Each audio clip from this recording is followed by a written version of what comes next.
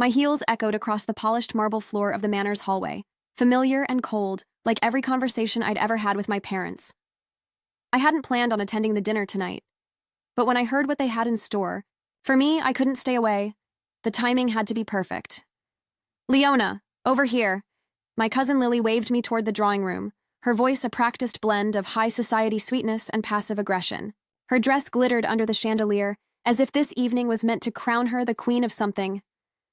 I adjusted the cuffs of my blazer, navy silk, sharp-shouldered, tailored, expensive, but not flashy. That was the point. The Mitchell family believed I was still floating between contract gigs and chasing computer things, as my mother once put it. And tonight, that illusion would serve me well. But let me backtrack just a little. I'm Leona Hayes, 29, the middle child of the Hayes legacy, a Boston dynasty built on real estate and old-school banking. My older sister Claire was the family's future. Harvard alum, marrying into a senator's family, already on a fast track to managing our father's development firm. My younger brother Miles was the prodigy, robotics, public speaking trophies, and MIT. Of course. Then there was me, the wild card. The disappointment. I was the one who chose to ignore the family's foundations to chase tech. And not even flashy tech. No crypto or apps for rich kids. I built a logistics platform for clinics and care centers. From scratch. Alone. But no one in this family ever cared to ask what it was about. And when they finally did, well, you'll see. Growing up in Beacon Hill, I had every advantage except support. My father, Julian Hayes, was a stoic mogul with a taste for power and an allergy to vulnerability. My mother, Evelyn, curated our lives like a museum, elegant, silent, cold. My siblings, groomed for legacy. And me? I was always elbow-deep in circuit boards or sketching out code on napkins. At 13, I built a weather tracker with scraps from a discarded printer. My parents shrugged. "Why don't you join ballet like Claire?" My mother sighed. Miles got a whole dinner thrown in his honor when he placed in a science competition. I'd have been happy with a pat on the back, so I learned to stop expecting praise, and I stopped asking for permission.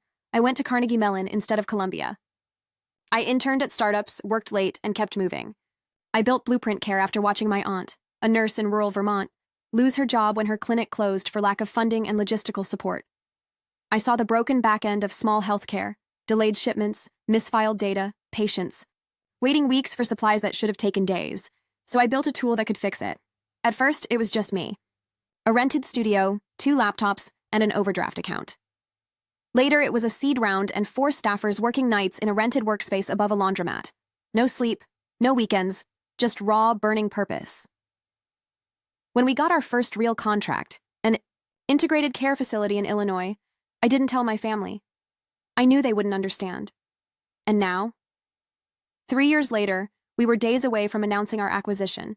Yes, acquisition, by one of the biggest names in healthcare tech. I had just signed a term sheet worth over $80 million. But before I let that news hit the press, I wanted one thing. I wanted to see their faces when they found out the disappointment daughter was now the powerhouse they'd never imagined. I walked into the drawing room, bracing myself. "Leona?" My mother air-kissed me like I was a distant acquaintance, not her own child. "You look comfortable." Her eyes scanned my outfit, clearly trying to assess its brand pedigree. Claire offered a polite smirk. "Still working on that coding app, are you?" "It's a logistics solution, actually," I replied calmly. "Oh," she said, blinking. "How quaint." Miles, to his credit, looked up from his phone long enough to nod. "Hey, Leo. Nice to see you too," I said, my voice even.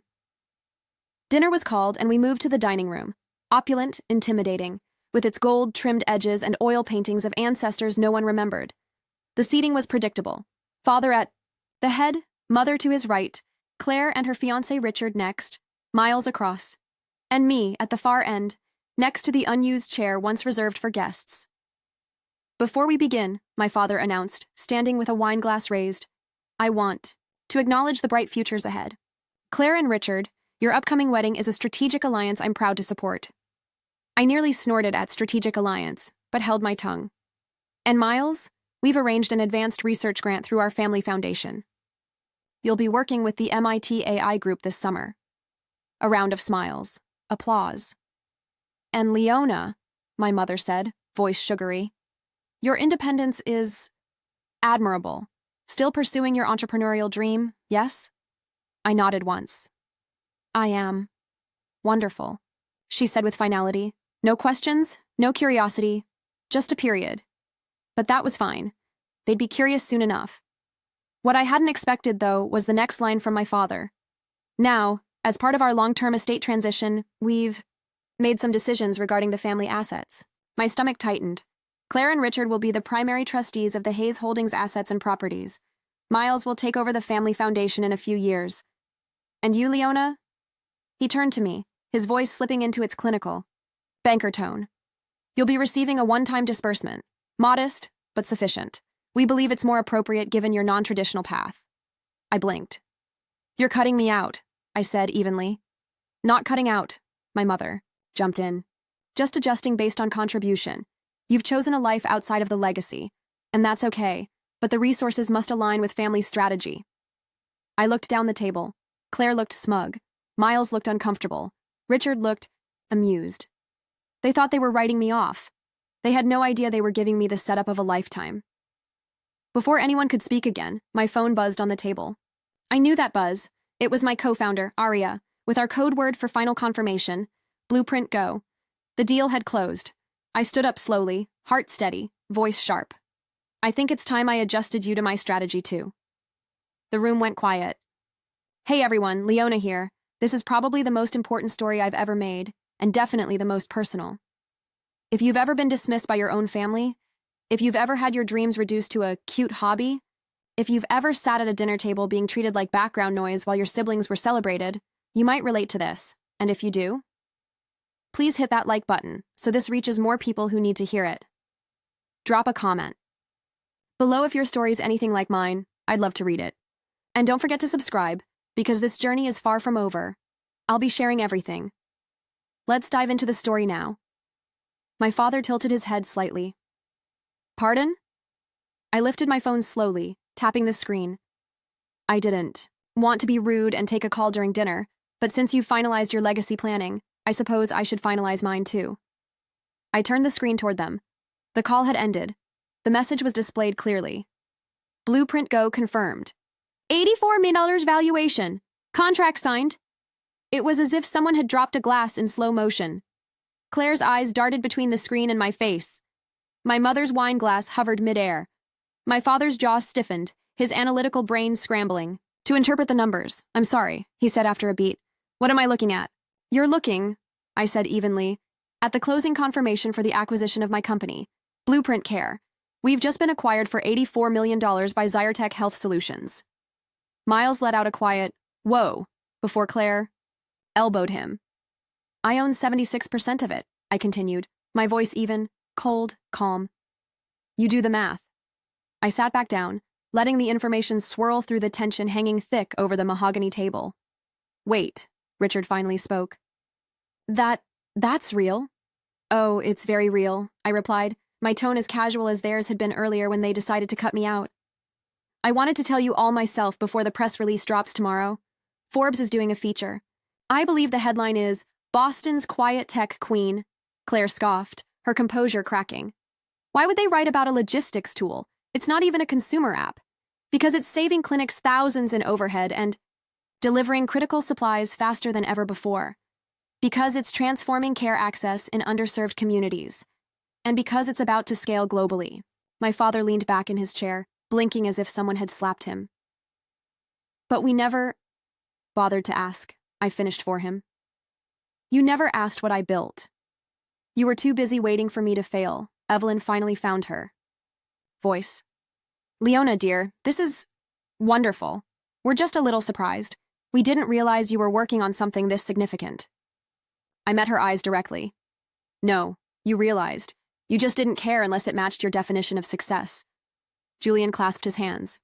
You should have told us. You weren't listening. I sent updates.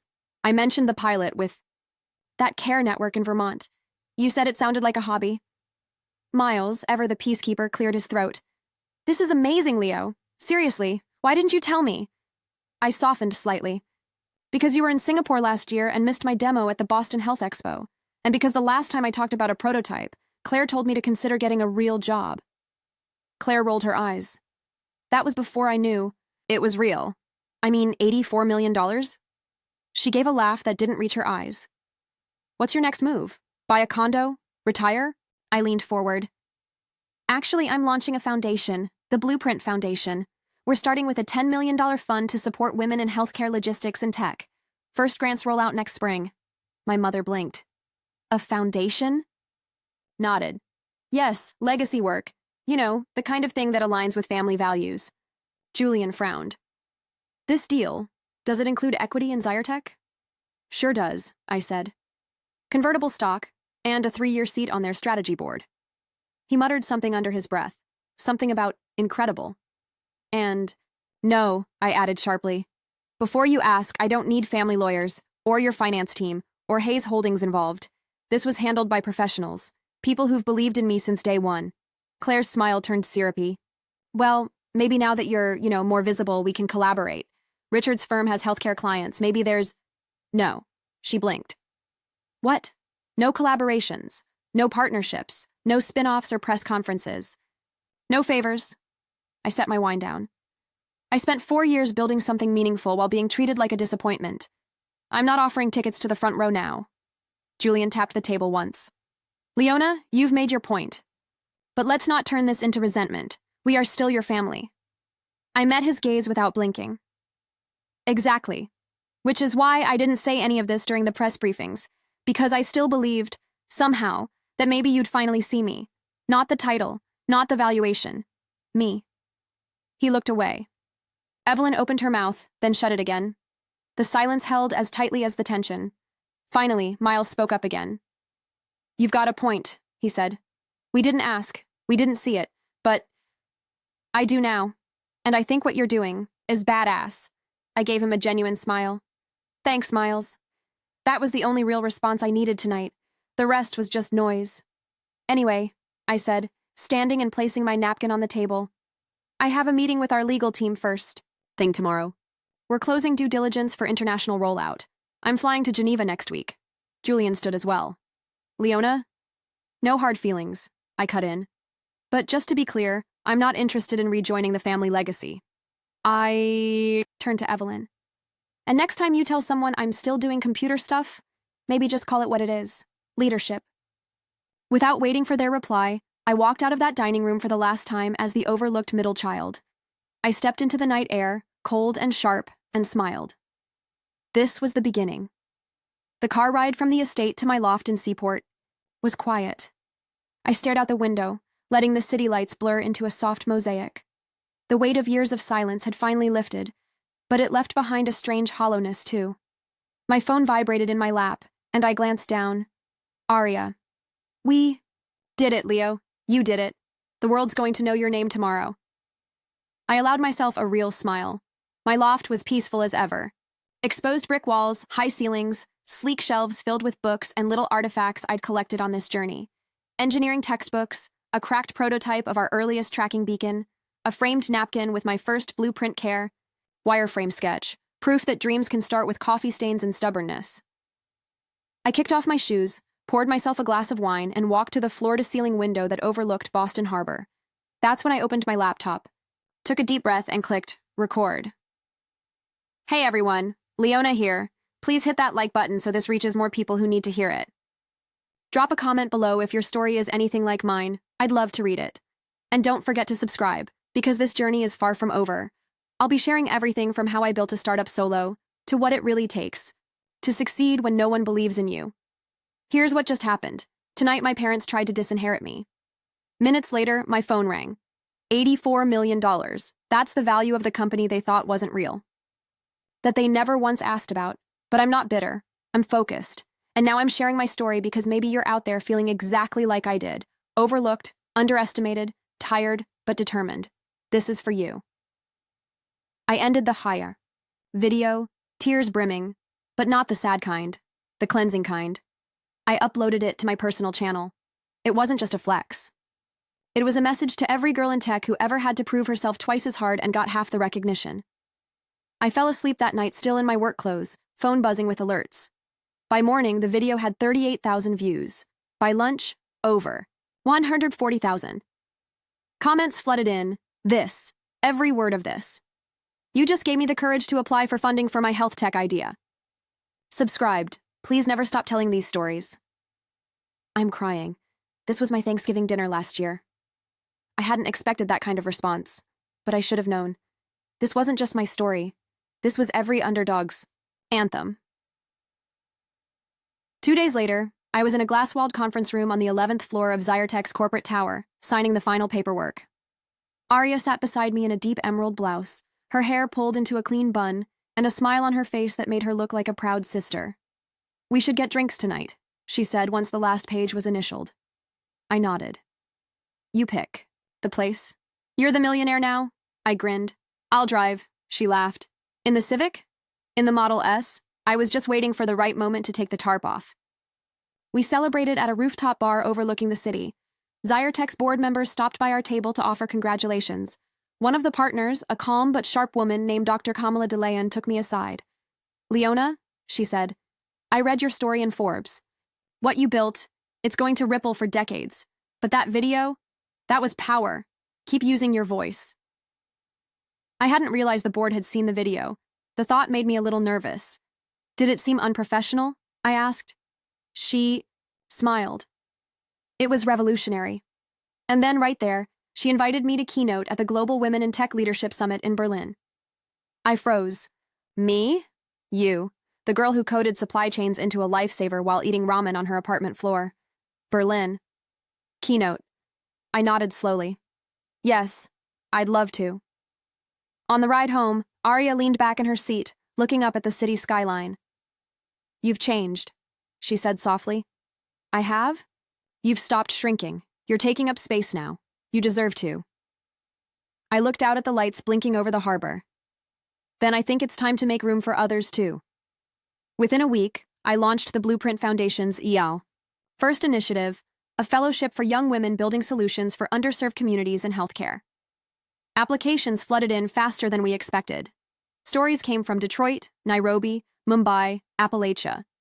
Girls who were coding between shifts, tinkering with prototypes in garages, designing systems on secondhand laptops, and I realized I wasn't just building software anymore. I was building permission for girls to dream outside of pedigree. While that filled my days, my nights were still haunted by echoes of my family's twisted intervention.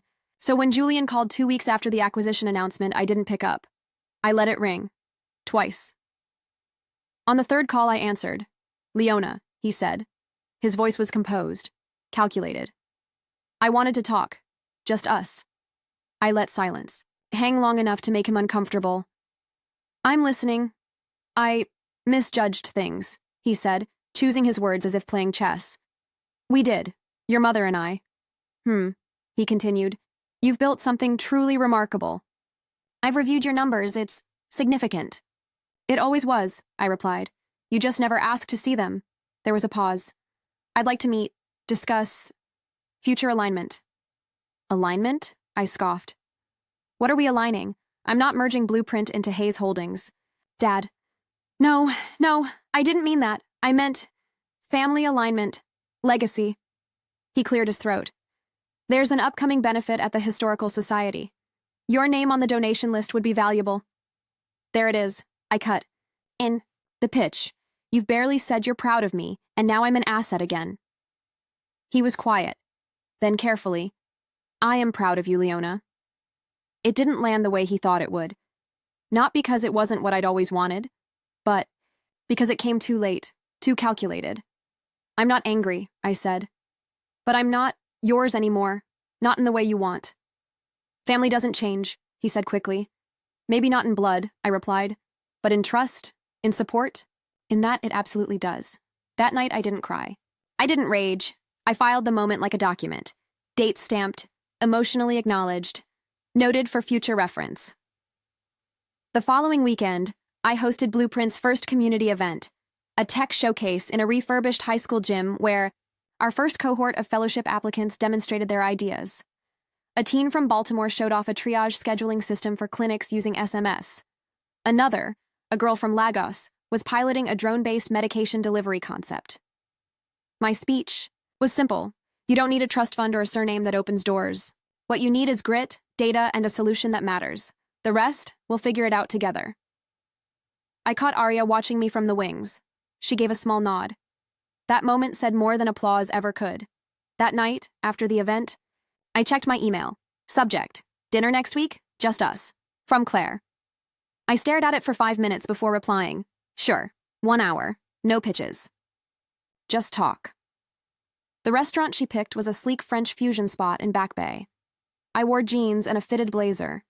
She wore a blush-toned sheath dress and pearls, always looking like a catalog cover.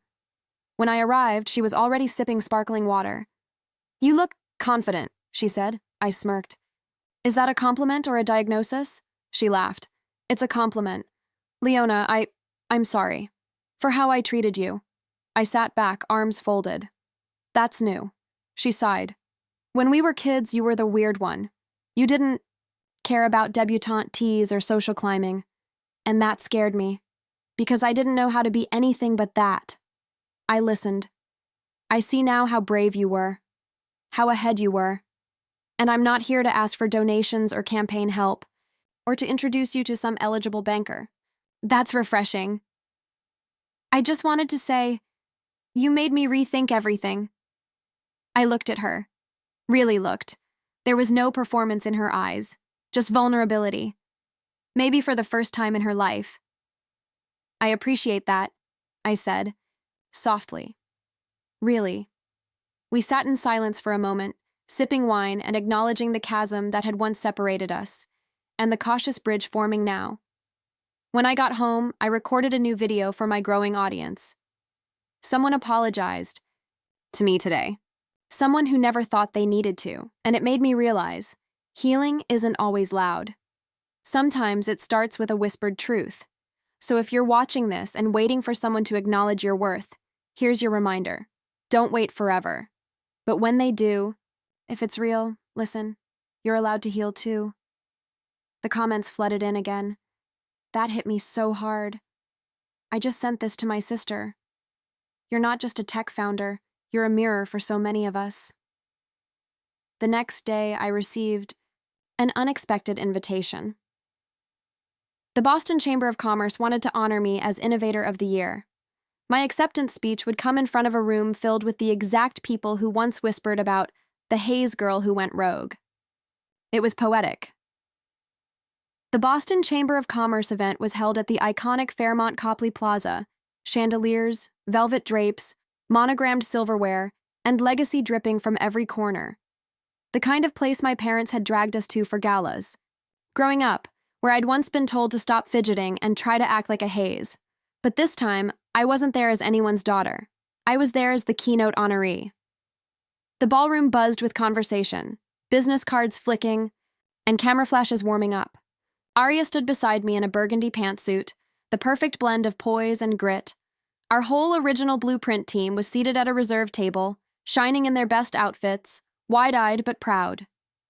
I can't believe you're going to be on that stage, she whispered. I can, I said, surprising myself. The applause was thunderous when they announced me.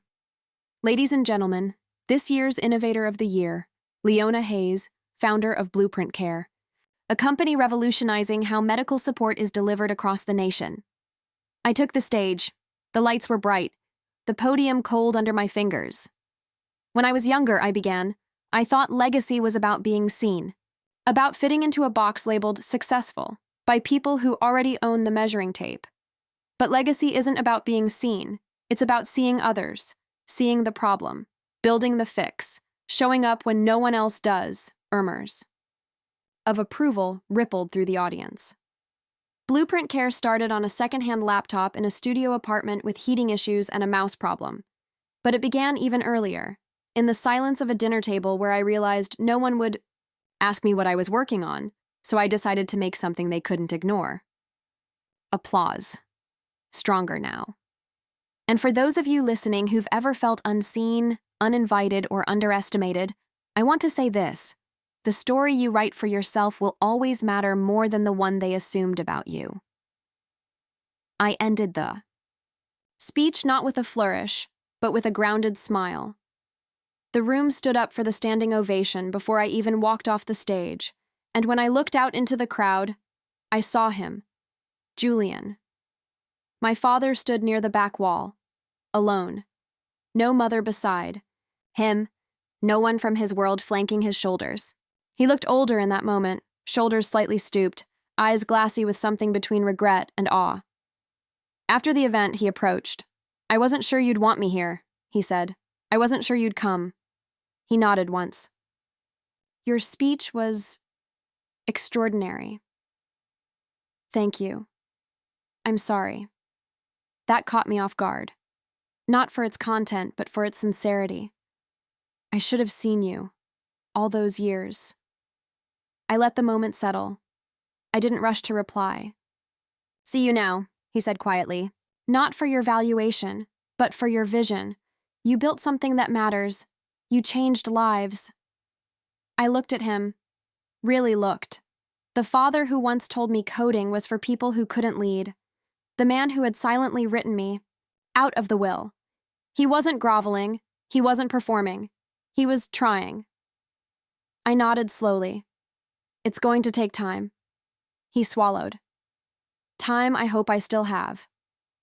I reached out and shook his hand. It wasn't warm. It wasn't tender. But it was a start. The next day, I walked into a classroom of high school girls in Dorchester. I was guest teaching a workshop on UX design. None of them cared about my speech from the night before. They cared that I knew how to code. That I was willing to sit beside them and walk them through logic flow. One girl, Mariah, leaned over and whispered, "Your nails are dope." I laughed. "Thanks. I use a stylus all day. I figured they might as well look good while working." At the end of the session, another student raised her hand. "Did your parents support you when you started?" she asked. I paused, looked her right in the eye. "No," I said. "Not at first. They didn't understand.